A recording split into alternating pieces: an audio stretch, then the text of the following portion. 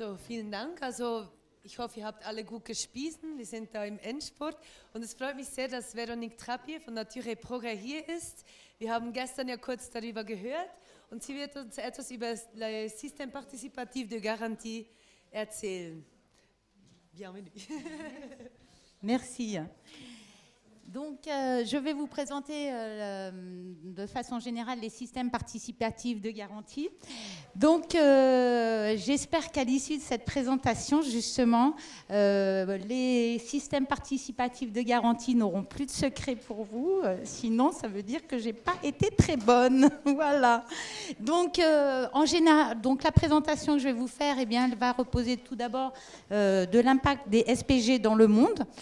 Les définitions générales, un rappel sur la certification par tierce, l'origine des SPG, les principes des SPG et l'historique et quelques chiffres du SPG, notamment en application pour la Fédération Nature et Progrès.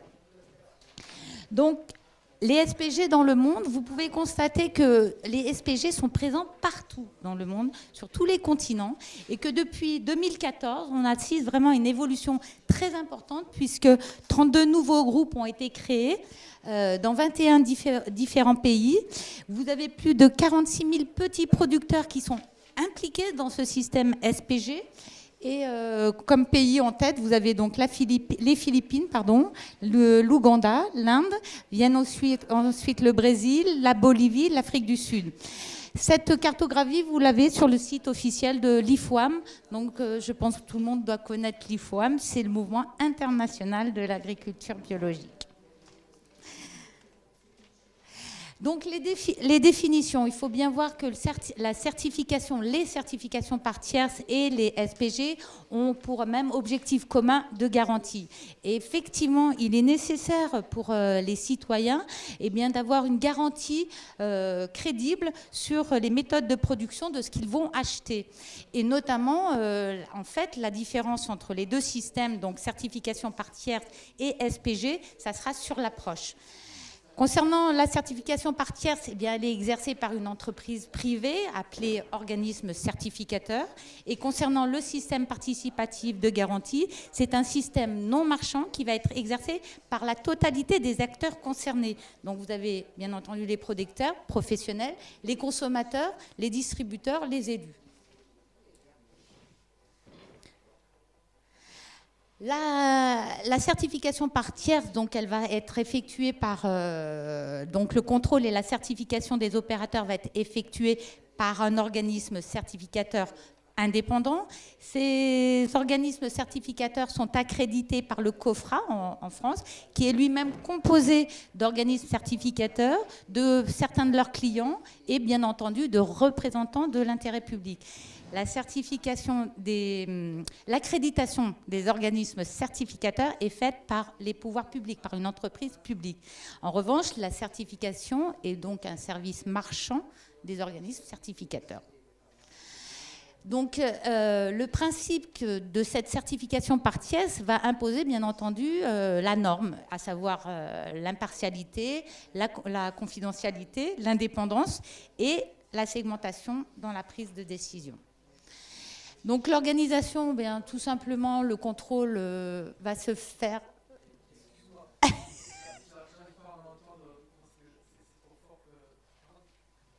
Ah, je parle trop fort dans le micro. Je parle trop fort dans le micro. Ah non.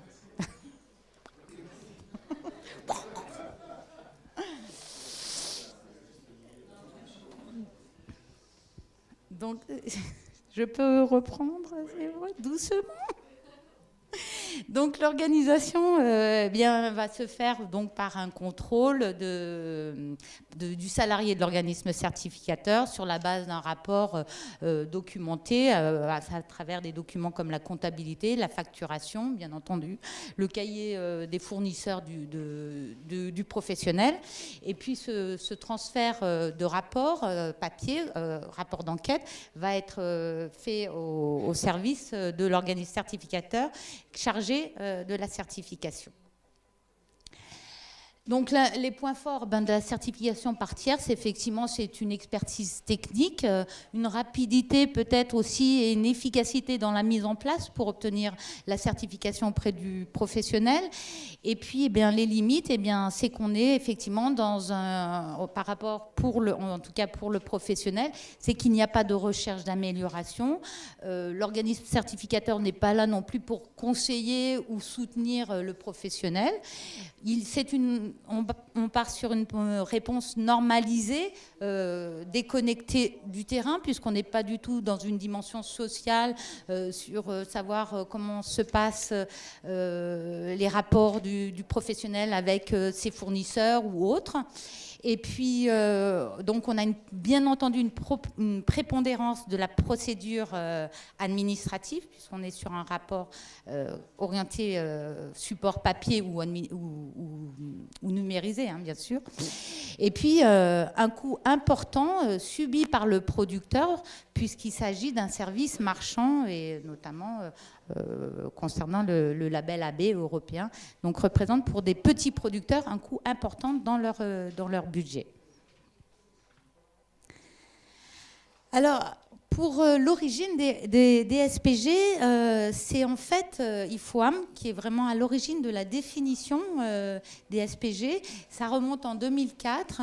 Des travaux de recherche avaient été mis en place pour trouver une certification alternative à la certification officielle.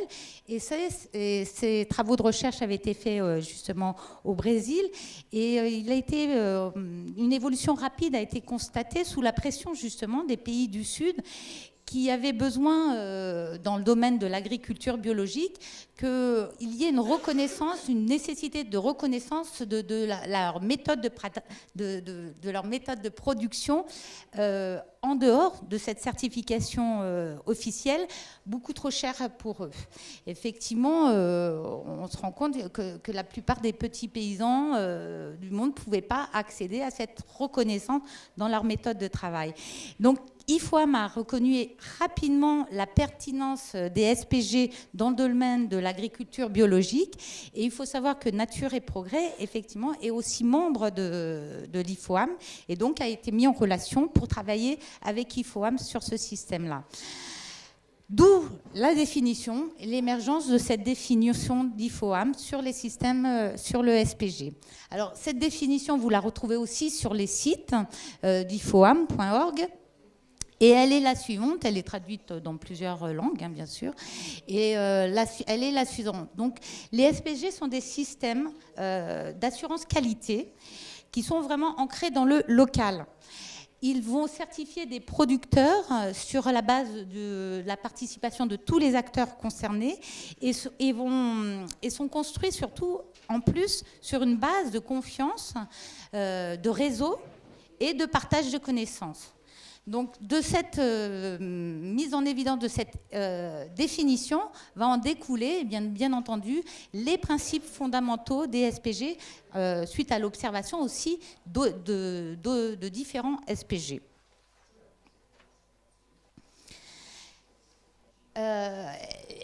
Il est évident que quand je pense que vous commencez à comprendre un peu le système des SPG, l'efficacité et la viabilité des SPG est assurée par le partage des mêmes valeurs du participatif, c'est-à-dire des personnes impliquées dans le SPG. Et bien entendu sur le respect de ces fondamentaux qui sont avant tout basés sur de l'humain. Donc ces fondamentaux, eh bien, vous avez en premier une vision commune des objectifs des SPG et du niveau de garantie, sachant que les cahiers des charges et la charte vont définir le niveau de référence. Vous avez la transparence qui va être à deux niveaux, comprise donc au niveau d'une transparence sur le fonctionnement du SPG et aussi une transparence individuelle de chacun dans sa pratique. C'est-à-dire aussi bien le consommateur que on doit savoir à qui on a affaire. Voilà. La participation active, c'est vraiment une composante importante dans la dynamique du SPG. Elle va solliciter effectivement tous les acteurs avec le florilège de leurs compétences et ça va contribuer à renforcer la transparence, mais également la crédibilité du système. La confiance fait partie des principes fondamentaux, ça va de soi et surtout c'est la clé de voûte du SPG parce que ça découle des 3 premiers principes que l'on vient de voir. Et effectivement, c'est le bon sens, quoi. Il est impossible de faire confiance si l'on ne connaît pas les gens, le système, les valeurs, les adhérents. Un processus pédagogique, et là on s'inscrit dans une démarche de progrès, une démarche d'amélioration, aussi bien pour les pratiques pour les professionnels, pour les producteurs, mais également en interne du SPG. Le SPG est un système évolutif dans une recherche d'amélioration dans son fonctionnement interne à travers des formations et également un apprentissage auprès des nouveaux adhérents. L'horizontalité, et enfin l'horizontalité, donc effectivement dans la prise de décision, il n'y a pas de hiérarchie figée. Donc ça introduit forcément une notion de co-responsabilité et de réciprocité. Donc concrètement sur le terrain, en général, l'organisation des SPG, elle va commencer tout simplement par une enquête terrain faite par une équipe de bénévoles constituée, donc composée de citoyens et de professionnels.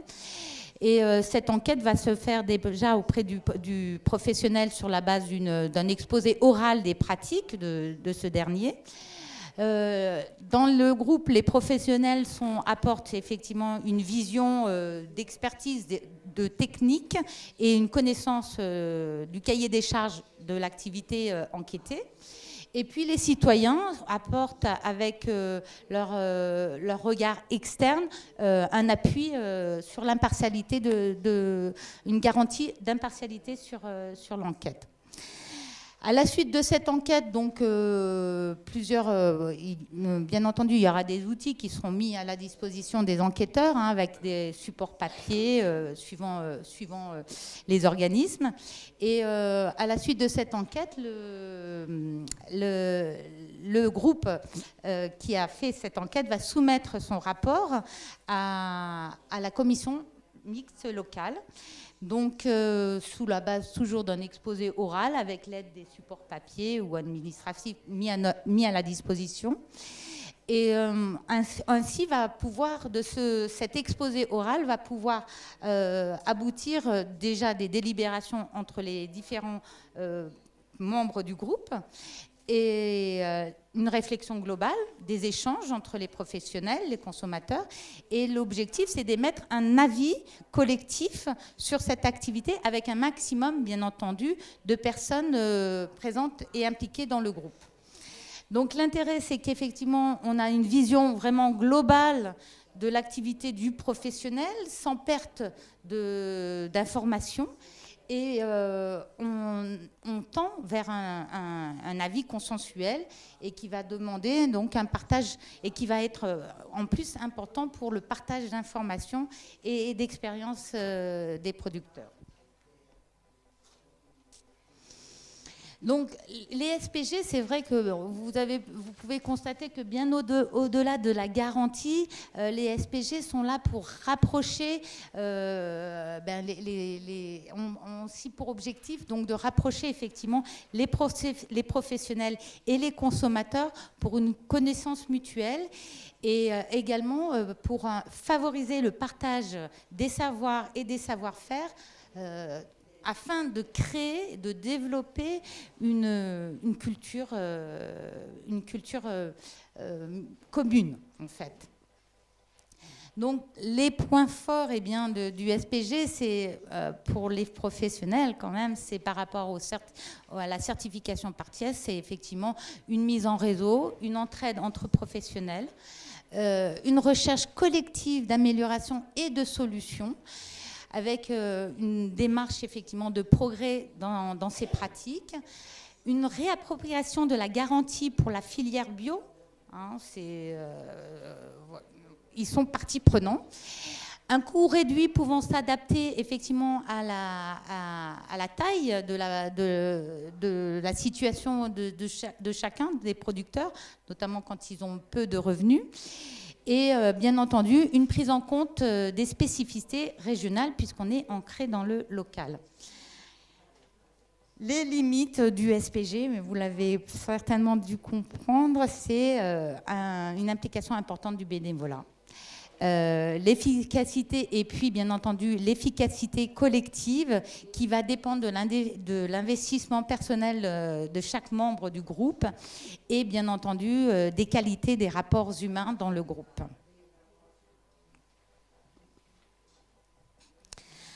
Donc actuellement, les SPG en France, pour l'heure, seul Nature et Progrès fonctionne sur le SPG, mais selon la définition de l'IFOAM. Mais apparemment, beaucoup d'autres acteurs de la mouvance agriculture biologique s'engagent sur ce chemin. Vous avez Alliance avec les AMAP, vous avez Minga dans le commerce équitable, vous avez Cohérence, Éco-Bâtir aussi dans le contrôle de la charte sur le respect de l'environnement avec une sobriété énergétique des bâtiments et un usage de matériaux naturels sans surexploitation des ressources. Et puis vous avez aussi les parcs nationaux régionaux qui font effectivement le choix de créer un SPG pour vérifier le respect de la charte encadrant la marque parc. Alors, pour l'historique, comment l'application, en fait, il y a un grand historique de SPG chez Nature et Progrès, puisque la fondation a été créée, la fédération, pardon, a été créée en 1964. Et en début des années 70, il y a eu déjà l'émergence d'un premier cahier des charges concernant les productions végétales. Puis, suite à l'impulsion d'ingénieurs agronomes et de techniciens agricoles, s'est montée l'association des agronomes et des techniciens chargés qui ont été chargés de faire les contrôles. Donc, c'est la fameuse ACAB. Et cette ACAB s'est mise en relation avec les commissions mixtes locales de Nature et Progrès, qu'on appelle COMAC, ça veut dire commission mixte d'agrément et de contrôle, pour délibérer et donner une mention. En 1981, en France est arrivée la loi d'orientation agricole qui a défini comme reconnaissant l'agriculture bio comme un mode de production n'utilisant pas les produits chimiques de synthèse. Pour la première fois, en 1986, il y a eu l'homologation donc, du premier cahier des charges privé de Nature et Progrès en AB. C'était une première mondiale, il ne faut pas l'oublier, ça remonte en 1986. En 1992 est arrivé le règlement européen. Alors là, ça a commencé à tourner un peu mal concernant la certification parce que là, on est tombé dans la réglementation. Et effectivement, entre guillemets, ça a commencé pour les organismes comme la Fédération, vous allez voir que ça a eu des conséquences importantes puisqu'il y a eu la mise en application du règlement européen par la norme NF 45011 des organismes certificateurs. Et donc, les COMAC ont perdu leur possibilité, leur rôle de certificateur.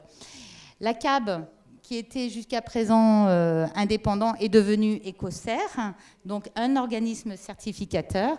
Et à ce moment-là, Nature et Progrès a décidé de conserver son autonomie et son fonctionnement participatif en contradiction avec la norme européenne et la norme NF. Donc, une perte de reconnaissance officielle comme étant une marque bio. En 2004, par contre, est arrivée cette définition qui a permis de redonner vraiment une crédibilité pour le SPG de Nature et Progrès grâce à IFOAM. Donc actuellement, Nature et Progrès conserve son propre système de garantie et ses cahiers des charges. L'association donc reste autonome en gérant sa propre marque de garantie qui est la mention Nature et Progrès. En général, la mention concerne surtout les produits en agriculture, en cosmétique et puis en alimentaire. Et avec cette reconnaissance du système SPG et du cahier des charges par IFOAM. L'état des lieux actuellement sur le nombre de demandes de demandes d'adhésion, en fait, pour demander la titularisation de la mention de nature et progrès, eh bien, là, c'est encore des chiffres de 2016, donc je ne sais pas ceux de 2017-2018, mais je sais déjà qu'il y a une demande de plus en plus croissante de la part des professionnels qui retournent, qui se rapprochent en fait de nature et progrès. Pourquoi ? Ben, tout simplement parce qu'ils ne se retrouvent pas dans le label européen, le label AB, en raison d'un nivellement par le bas sur le cahier des charges du label européen.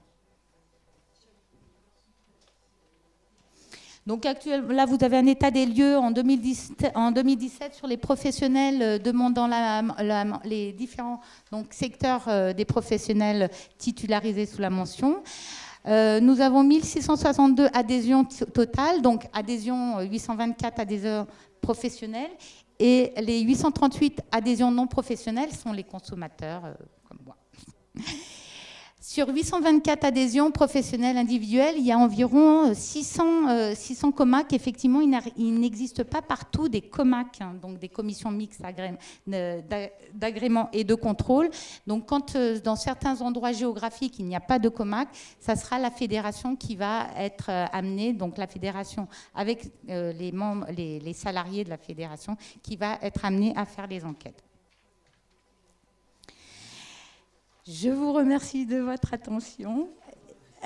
Et je remercie aussi l'équipe universitaire. Et si vous avez des questions. Merci beaucoup, Veronique. Hat jemand Fragen oder Kommentare?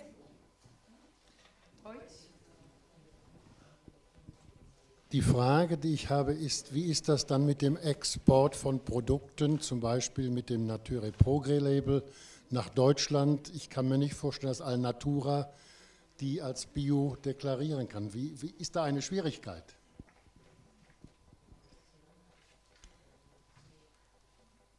Oui, c'est exact. Donc actuellement, la mention n'est pas exportable, voilà, et ne sera pas reconnue effectivement en Allemagne parce que c'est pas dans les circuits officiels, voilà.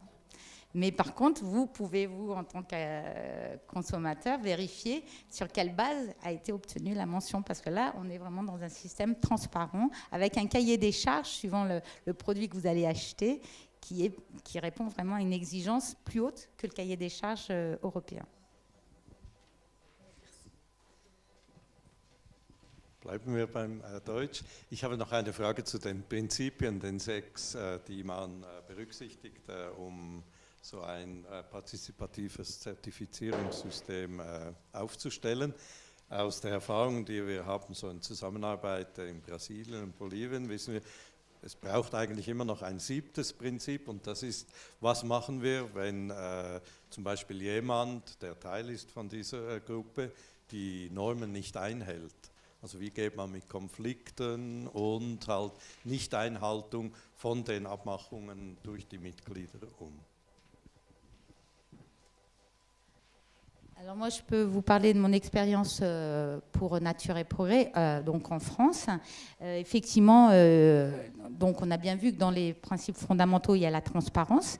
Et donc, si il arrive que même de l'extérieur, qu'on sache que des pratiques ne correspondent pas au cahier des charges ou à la charte, parce que nous avons une charte, là, à ce moment-là, il y a une commission qui se remet, qui se réunit pour en discuter, et on renvoie donc notre avis en ce qui concerne Nature et Progrès. La COMAC va renvoyer son avis de refus ou de retrait de mention, et ce retrait de mention donc, doit être argumenté et doit être à nouveau, lui, sera soumis à la COMAC fédérale qui représente en fait l'ensemble de toutes les COMAC au niveau national. Chaque groupe de COMAC local a un représentant dans la COMAC fédérale. Voilà. Donc, nous, ici quoi j'entends en France, dans notre COMAC local, on a un pouvoir d'avis, mais ce n'est pas nous qui allons donner la décision. Et si on a aussi un devoir de contrôle, entre guillemets, et si on apprend que des non-conformités qui n'ont pas été communiquées,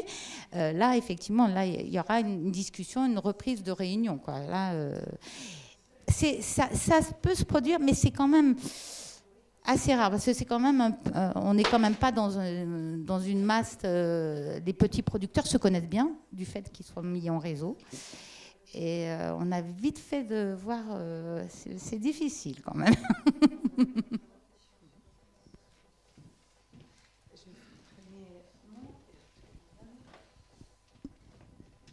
Danke. Zwei Fragen. Wird das Label vergeben für Produkte oder für Betriebe? Und die zweite Frage, wie ist die ganze, sagen wir einmal, also natürlich ist sehr viel Freiwilligenarbeit, da haben wir schon darüber gesprochen, aber es gibt ja auch Aktivitäten mit Kindern zum Beispiel, die erwähnt sind, oder Ausstellungen und so weiter. Wie wird das finanziert?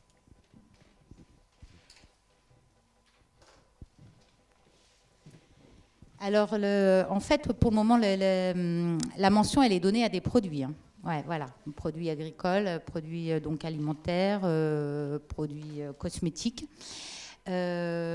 Concernant, il y a juste les paludiers, les producteurs de sel, où là, il y a une mention collective en France, mais c'est très particulier pour le moment. Concernant votre deuxième question, c'était, oui, le financement pour les formations. Eh bien oui, c'est encore le nœud de la guerre, c'est le financement, les formations, c'est là aussi sur la base du bénévolat, ou si on a le bureau à Alès qui arrive, ou même parfois les comas qu'on a un petit trésor de guerre avec nos adhésions, et le reversement d'une partie des enquêtes qu'on a pu faire, mais c'est vrai que le financement, bon, il n'est pas exponentiel, hein. Voilà, on change italienisch.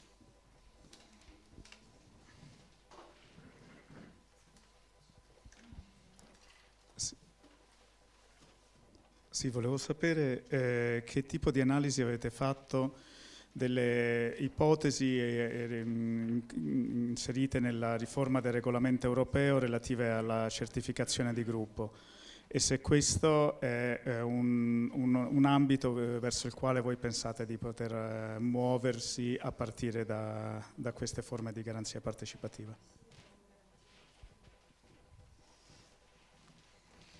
Alors là aussi, c'est encore une question de moyens. C'est-à-dire que nous avons peu de moyens pour être représentatifs au niveau européen. Et il faudrait faire un lobbying intensif pour que le système SPG soit reconnu. Et là, ça nécessite, autant dire que, voilà, des moyens humains et aussi financiers, quoi. Et là, on avait essayé, je sais qu'il y avait une doctorante qui avait fait un travail de recherche, et justement pour s'approcher de la Commission européenne et notamment des personnes en charge des labels. Je pense que là, aller s'orienter là-dessus, il faudrait vraiment avoir des moyens. Ou alors, je ne sais pas.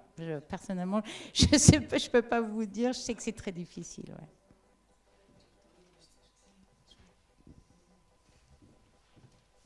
Sì, italiano.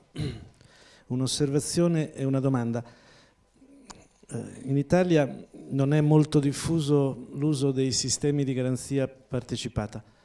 Noi come RES Italia abbiamo fatto un'esperienza in Lombardia, 3 anni, 2 progetti finanziati da una fondazione bancaria che hanno coinvolto in 3 diversi territori gas e piccoli produttori, più naturalmente tecnici, agronomi.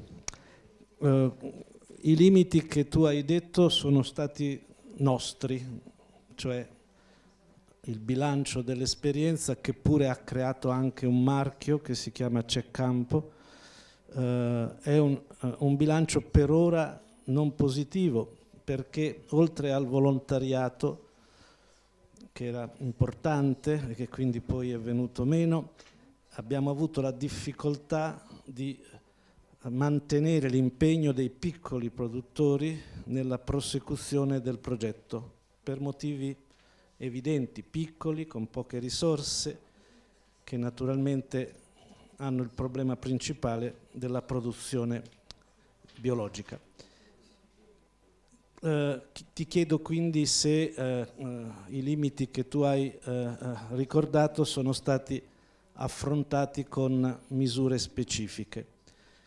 L'ultima informazione è che adesso vorremmo lanciare di nuovo l'esperienza dei sistemi partecipativi di garanzia insieme con Rete Humus, che ha fatto una prima esperienza di certificazione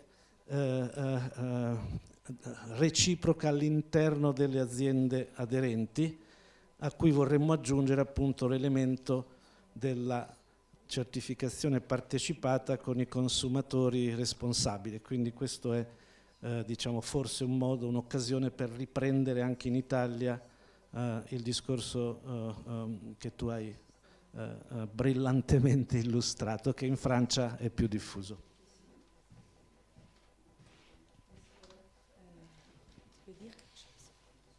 Donc actuellement quand même, là où il faut être optimiste, en tout cas moi on regarde ça et la fédération plus particulièrement, c'est qu'il y a quand même une demande qui vient des producteurs justement, des petits producteurs qui ne se reconnaissent vraiment pas dans le label européen.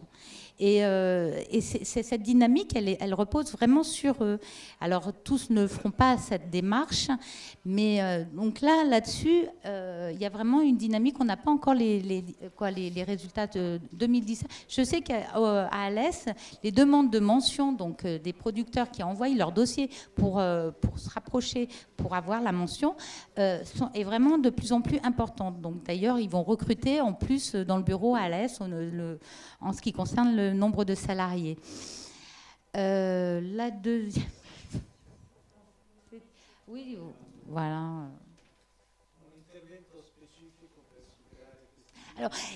Alors par contre, nous, par exemple, moi, notre comac est frontalière avec la Suisse et on n'est pas loin de l'Italie. Donc on est prêt aussi, alors après c'est la barrière des langues, mais à faire partager notre expérience, il n'y a pas de problème. Et on invite même des non-adhérents de Nature et Progrès à venir, pourquoi pas, à une délibération de comac. Voilà, en sachant qu'il y aura toujours une clause de confidentialité qui sera signée, qui permet un petit peu voilà, déontologique au niveau de la démarche.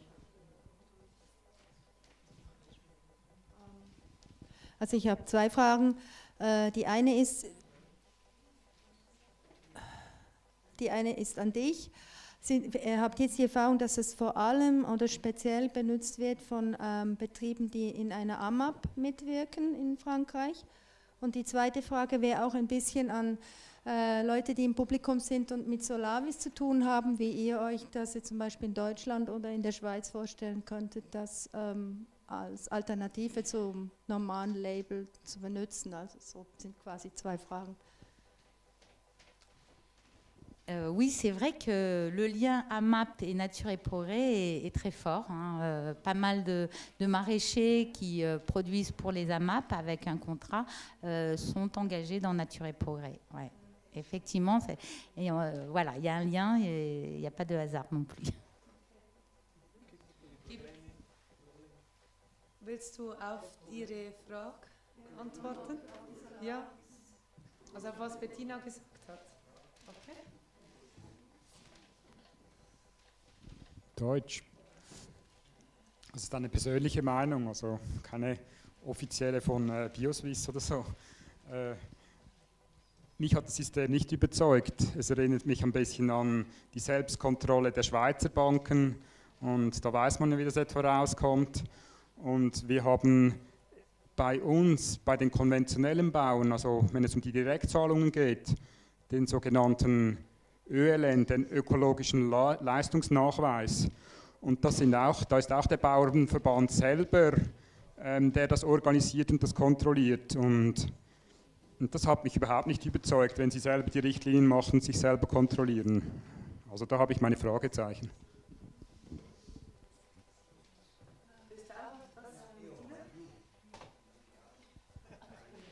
Also in Deutschland haben in Norddeutschland die... Achso, Deutsch?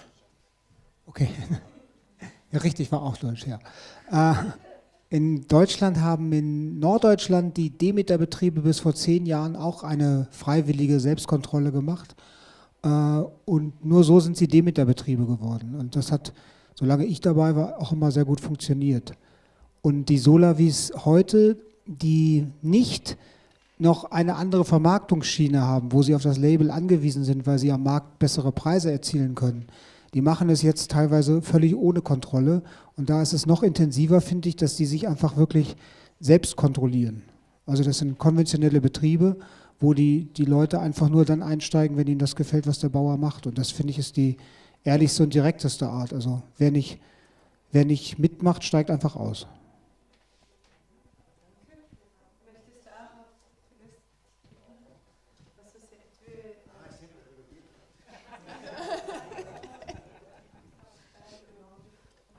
Ja, vielleicht, ich kann mir das vorstellen, dass es zusätzlich ein sehr interessantes System sein kann. Also wenn man schon eine minimale Richtlinie einhält, also sagen wir jetzt einmal EU-Bio mindestens oder sagen wir in unserem Kontext Bio-Austria mindestens und dann noch zusätzliche Selbstkontrollen einzuführen, da gibt es auch bei Bio-Austria Mittel dazu, also es gibt so Leitfäden, wie man zum Beispiel Tierbestände, Gesundheit von Tierbeständen selber beurteilen kann, also nicht nur Einzeltiere, sondern der Gesamtbestand und so weiter. Das wird von den Bauern zum Teil auch angewendet. Wo ich auch eher skeptisch wäre, ist, wenn das zwischen konventionell und Bio sein soll, diese Selbstbeurteilung, weil da so habe ich viele Betriebe einfach kennengelernt, die das dann nicht sehr ernst meinen und einfach das Gefühl haben, sie seien ja fast Bio und aber eigentlich nicht einmal die Kriterien richtig benennen können, aus ihrer Sicht nicht einmal, was denn das Bio ausmacht. Also da wäre ich skeptisch. Möchte jemand aus Italien noch auf die Frage von Bettina reagieren?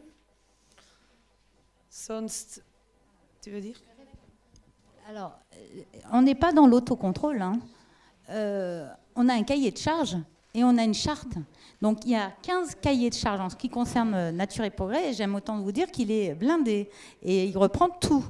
Et à ce moment-là, effectivement, c'est pas de l'autocontrôle parce qu'il y a les consommateurs, il y a les citoyens qui sont là. Donc il y a vraiment un regard externe. Donc il n'y a pas non plus de conflit d'intérêts, contrairement dans les banques où c'est des banques. Alors là, c'est de l'autocontrôle, c'est les banques en interne qui font leur propre audit, on va dire. Mais là, on est vraiment dans un système élargi de transparence. Voilà. Moi, pour mon vécu personnel, moi, j'ai vraiment pas l'impression qu'on est dans... Et on n'est pas là non plus pour faciliter. On est vraiment dans un système d'amélioration et d'aide. Et surtout, on part sur le principe que la personne, le producteur, le professionnel qui vient demander à la Nature et Progrès la mention, qui se rapproche, c'est qu'il est déjà dans une démarche, il connaît la charte. On lui demande de connaître la charge, le cahier des charges. Donc il y a déjà tout un document de préparation qui a été fait aussi bien par le professionnel mais que par Nature et Progrès avant d'aller sur l'enquête. Et si vous voulez, donc je pense, voilà, on est vraiment, non, on n'est pas dans l'auto. Moi, j'appelle pas ça de l'autocontrôle. Ich möchte kurz weiterfahren. Frank und Dennis warten schon lange für eine Fragestellung. Wir können das sonst nachher im Plenum wieder aufnehmen. Oui, je confirme un peu ce que dit Véronique. Donc nous, notre ferme est en bio depuis 92 et nous sommes adhérents de Nature et Progrès depuis 92. Alors, ce serait intéressant de voir, ce que je veux dire, c'est que la plupart des adhérents de Nature et Progrès, comme nous, sont aussi déclarés en certification officielle. Véronique précisait que c'était certains petits producteurs de Nature et Progrès qui, pour des tas de raisons, ne pouvaient pas ou ne voulaient pas adhérer, mais je ne pense pas que c'est la majorité. Je n'ai pas les chiffres exacts, mais la majorité des paysans qui sont adhérents de Nature et Progrès sont d'abord en certification officielle. Et en fait, la façon dont je vois moi, quand même, par ailleurs, j'ai été responsable professionnel de l'agriculture biologique pendant pas mal d'années, président de groupement départemental d'agriculteurs bio.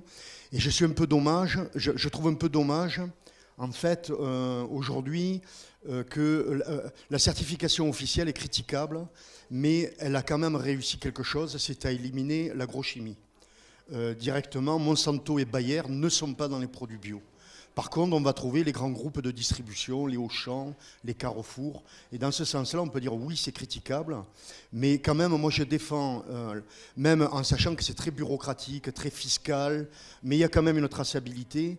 Et je défends la certification officielle comme ayant abouti à l'objectif d'éliminer l'agrochimie du processus de production.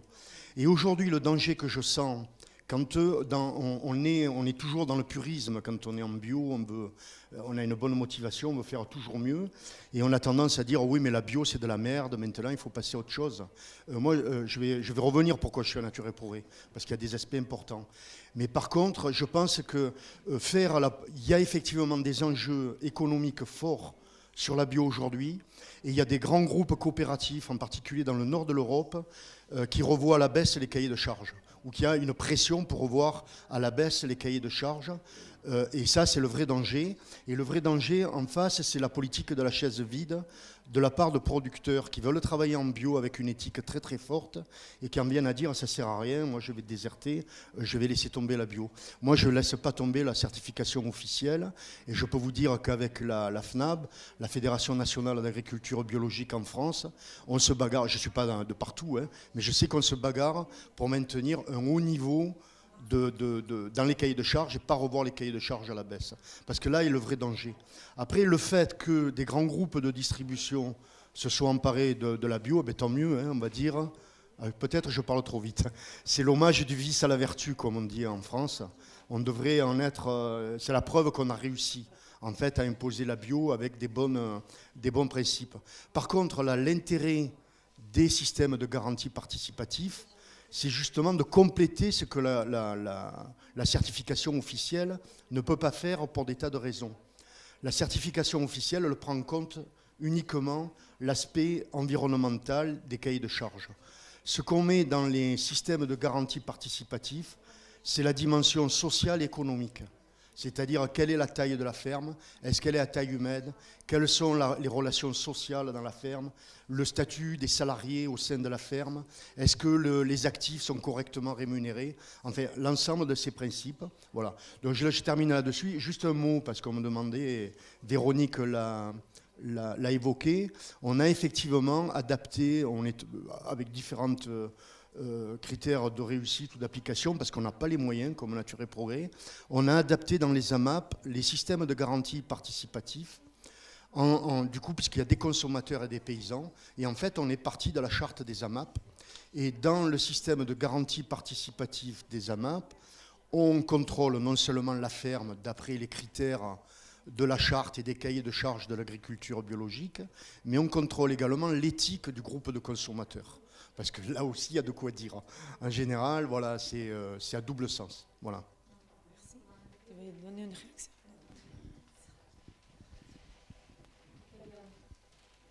Io volevo ricordare, ascoltando la relazione di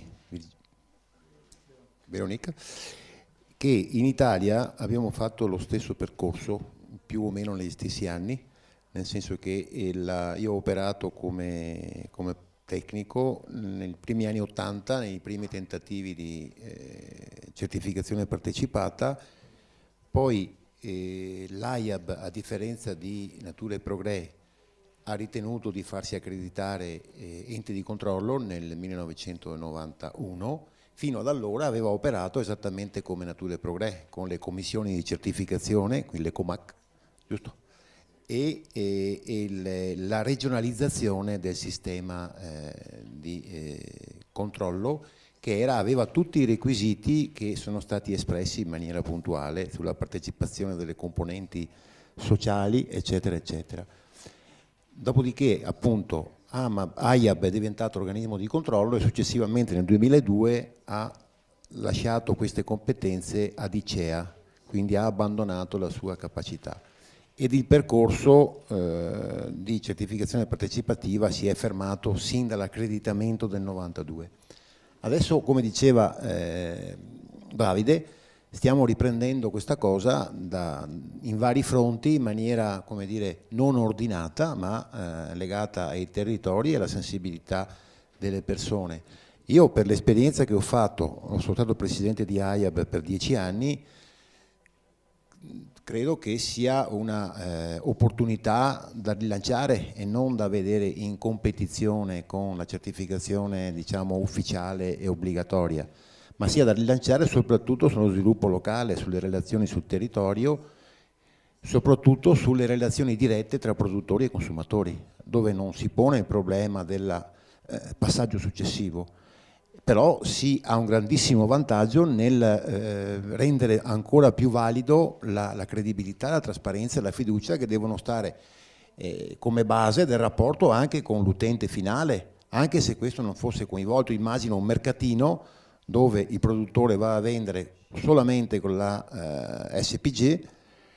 Sicuramente, se questa è ben gestita, se questa fa parte, è collocabile in un territorio, nelle relazioni che stanno in un'area, sicuramente è più valida la certificazione ufficiale, che sta perdendo di credibilità ovunque in questi anni, insomma. Giustamente sta perdendo credibilità, perché di fatto la storia insegna che la certificazione e il sistema, come diceva stamattina l'amico Luca, è permeabile, ha dei limiti che vanno corretti, però il sistema ufficiale, appunto, essendosi allargato a soggetti diversi da quelli legati al biologico dal punto di vista culturale, cioè, dimostra di avere delle inefficienze importanti. Per cui io credo che vada sostenuta questo percorso a fianco comunque di un percorso che va seguito secondo ciò che si ritiene più giusto.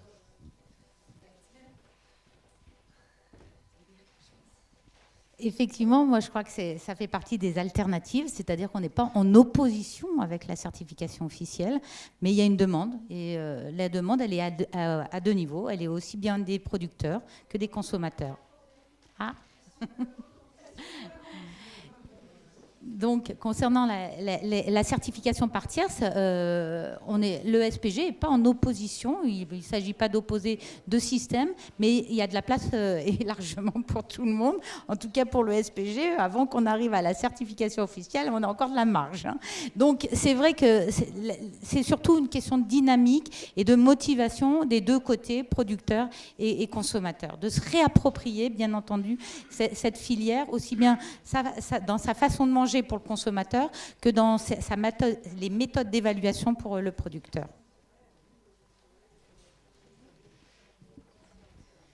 Eine letzte Frage hätte noch Platz. Möchte jemand noch etwas sagen? Mhm.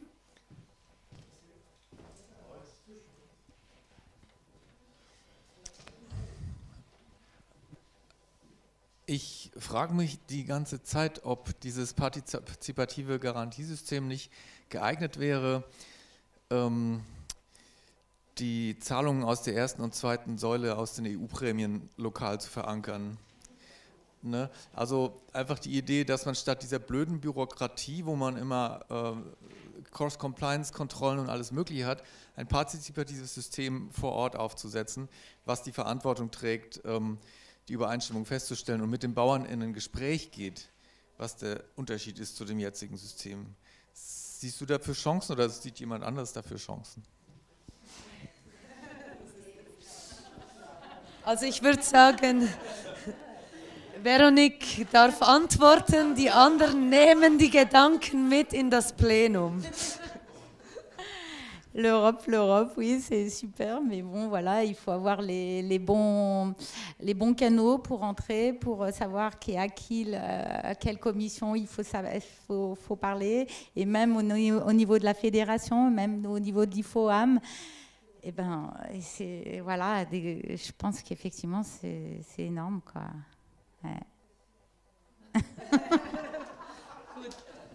Vielen Dank, Veronique.